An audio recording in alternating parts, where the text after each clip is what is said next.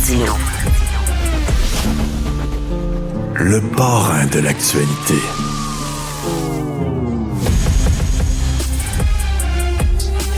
Been through hell, but I'm still alive. They said, slow down, boy, don't go too fast.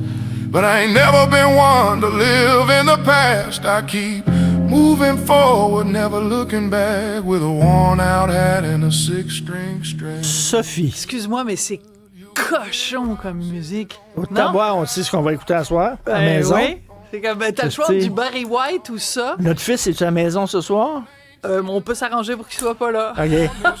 Alors, donc... Bon, la raison pour laquelle on vient de faire écouter ça, merci Sébastien, c'est donc, t'en as parlé un petit peu plus tôt aujourd'hui avec Stéphanie, c'est un chanteur qu'on soupçonne que c'est de l'IA parce que tous les signes montrent que c'est ça.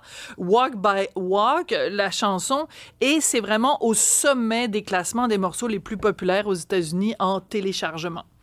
La raison pour laquelle je voulais te le faire écouter, c'est que je me pose une question morale, une question éthique. T'adores ça, le jeu de la morale? Oui.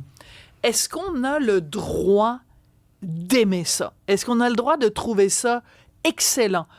Parce que quand quelqu'un crée une œuvre d'art, on dit tout le temps il faut séparer l'œuvre de l'artiste. C'est quelqu'un d'absolument épouvantable, Louis-Ferdinand Céline, un antisémite notoire qui écrit Voyage au bout de la nuit. Moi, c'est mon livre préféré de tous les temps.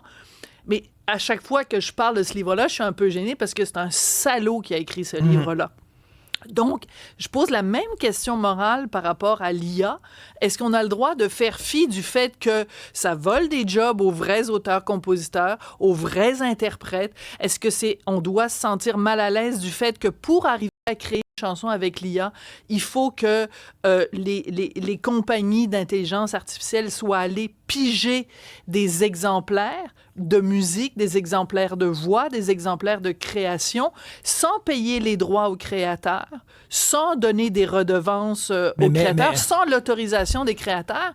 Mais quand le résultat est bon, est-ce qu'on a le droit d'adorer ça? Au début, les samplers, puis tout ça, puis les ordinateurs, puis les gens disent c'est épouvantable, la musique par ordinateur, puis le sampling, puis ci, puis ça, puis finalement, tu sais, la seule question qui est intéressante, selon moi, c'est est-ce que c'est une œuvre intéressante? Est-ce que l'œuvre se tient par elle-même? Comme par exemple, quand on crée des œuvres d'art avec, tu sais, les espèces de fameuses œuvres d'art informatiques là, qui n'existent pas, qui sont pas tangibles.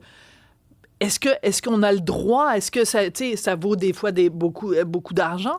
La question, c'est ça sert à quoi une œuvre d'art? Ça sert à créer une émotion. Donc, à partir du moment où moi, j'écoute la chanson Walk by Walk, puis que je trouve ça cochon, puis que ça me donne envie de faire du jogging horizontal, pourquoi pas? Moi, je suis pour. T'es pour le jogging horizontal? Non, mais tu comprends ce que je veux dire? La date la plus importante de l'histoire de l'art, la plus importante, c'est quand Marcel Duchamp a pris un urinoir, l'a exposé, il l'a signé en disant « c'est mon œuvre d'art ». À partir du moment où moi, je dis que c'est une œuvre d'art, c'est une œuvre d'art. À partir de là, tout est possible. Il n'a pas créé l'urinoir. Parce que tu donnes cet exemple-là, mais il y a aussi l'artiste italien dont, évidemment, je me souviens plus du nom qui, lui, avait fait des boîtes en disant il y a du caca à l'intérieur, puis c'est du caca d'artiste. Et parce que moi, je suis un artiste et que je mets du caca en conserve, c'est une œuvre d'art. Donc, à partir du moment où tu dis du caca en conserve ou un urinoir, c'est une œuvre d'art, pourquoi quelque chose qui aurait été... Une banane scotchée sur un mur. Tout ça, ce sont des bons exemples. Donc, quand un ordinateur ou un système informatique crée une œuvre d'art, puis que le résultat, cette œuvre d'art-là, moi, elle me touche, est-ce que le débat s'arrête? C'est sûr qu'ils ne payent pas de droits. C'est sûr que c'est sans le consentement. C'est sûr que ça pose la question de la pérennité. C'est sûr qu'il y a plein d'auteurs, compositeurs, interprètes qui vont, à un moment donné, non seulement avoir des pertes de revenus, mais qui pourront juste carrément plus gagner leur vie. Ils vont se recycler, mais je fais juste poser la question de dire, moi, j'écoute cette toune-là et je la trouve extrêmement bonne. Extrêmement bonne. Et dans la catégorie... C'est pour ça que je voulais faire un lien entre les deux sujets.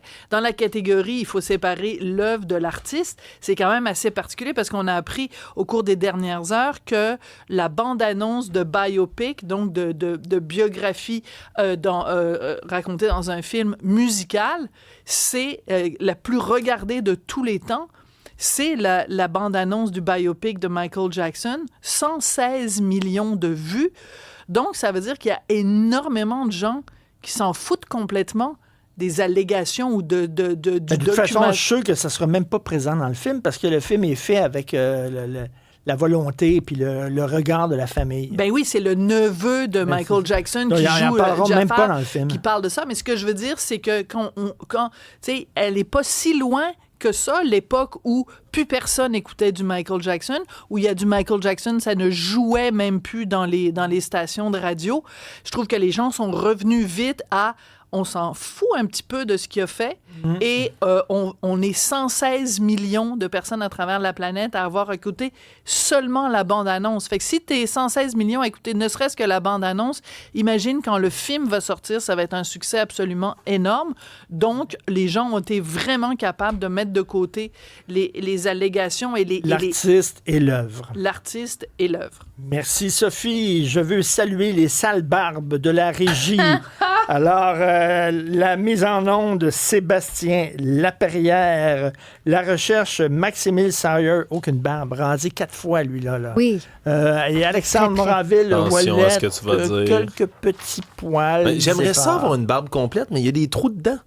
Je peux rien y faire, j'aimerais bien. Ça c'est lettre. Une barbe avec des trous dedans, là, si je peux me permettre, là. Ça, c'est vraiment... T'es mieux de je me rase tout le temps, j'ai pas le choix. J'ai pas le choix. Ça, je peux te dire, là, ça, c'est... Vous allez faire le saut si j'essaye, là. À la mise en ligne, Fred Bastien, c'est le plus barbu là, de toute la gang. Et comme gardien du temps, impitoyable. Olivier Guillet. Le géant.